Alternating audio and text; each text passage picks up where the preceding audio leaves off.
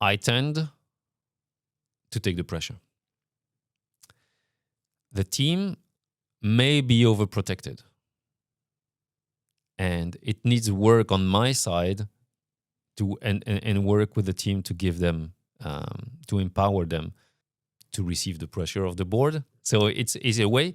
It's giving power to be under pressure.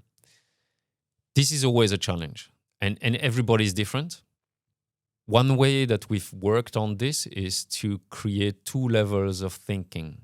The first level is the exec team underneath need to be able to do their day-to-day tasks. So the operational, so a CFO or a COO will know that they need to do all elements that are financial for the CFO, which is the day-to-day. It's not something that I dive in. It's that's just not my field. That's his field. COO, same thing, his field. That's what they need to deliver. The CEO will need to deliver the contract and the payment, the order of payment, which the CFO will execute. That's the easy bit. Then when you move to the strategic level, which is one level up, is the moment where, what is my contribution here? And what is the contribution of each of the executive team members? And what will be their expectation from the other? What is my strategic contribution? And what do I need from you, dear team, to be able to execute that?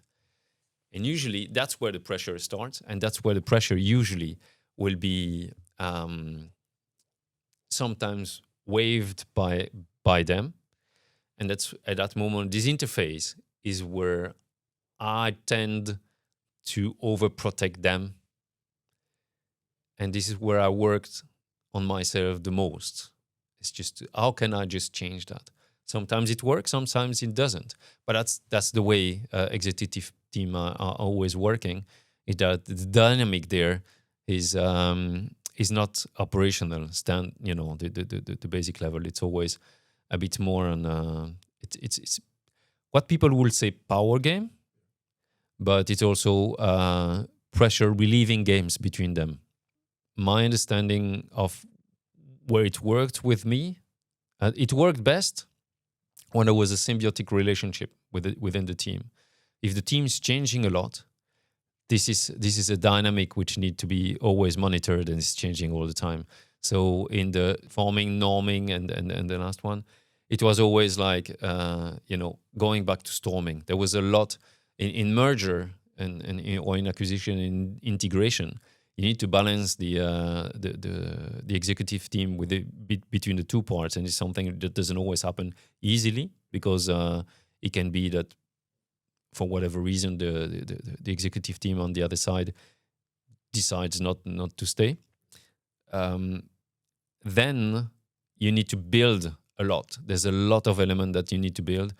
2 culture need to be integrated, and then there's a management culture that you need to reinstill against forces that are much stronger than if you just have this organic growth that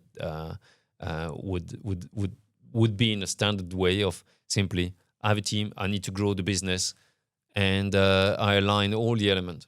If you have success in that situation, that's extremely dangerous. The worst you can have, I found, is growth, top-line success in a merger, because you have to create synergies as well as managing the growth, and doing the 2 at the same time is very, very difficult. So it adds to the complexity and the element of creating this strategic level to improve and drive this executive team to be highly functional, or at least functional.